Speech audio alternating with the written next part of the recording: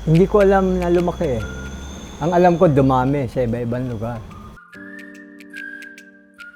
2,000, 50 piraso ng mga pinaglumaan naming libro ng mga magkakapatid ang inilatag ko ng maayos na parang halos nag-iimbita na kunin nyo, wala namang bayad at tangkilikin nyo ang alay ko sa inyo na matutong magbasa. Ganun na nga po ang aking simula ng aklatan dito sa bangketa ng Lapas.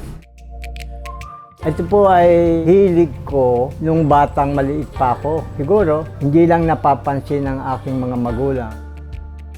Makalipas ang 24 na taon, ito na yun. Natuto ang mga aklat na maglakad at magkaroon ng vibration. Umakyat sa loob ng mga silid ng bahay na to, nagpunta sa iba't ibang malalayong lugar ng bansa natin sa buong Pilipinas. Lahat ng gusto kong mangyari ay natupad. Katulad ng binuksan ko ng buong linggo ang aklatan, wala nang sararduhan para ang mga may hilig magbasa, walang oras silang limitasyon na pupunta dito, kukuha ng libro at iuwi sa bahay nila. Natupad din yung pagpapadala ko ng mga aklat sa iba't ibang lugar sa Pilipinas. Nakikita ko sa mga batang kasada ang mga henyo. Kasi siguro sa kanilang pang-araw-araw, marami silang pagsubok na hinaharap.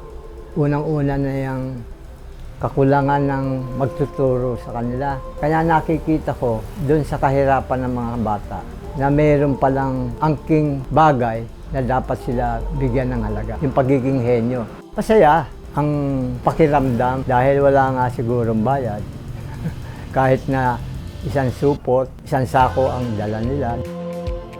Sako-sako yung nadala ko sa Sulu, Tawi-Tawi, Basilan, Zamboanga. Pinagpapatuloy ko hanggang ngayon sa Palawan. Tuloy-tuloy pa rin. Tsaka dito sa Norte. Siyempre, pag ang isang tao kumuha ng aklat, may dahilan.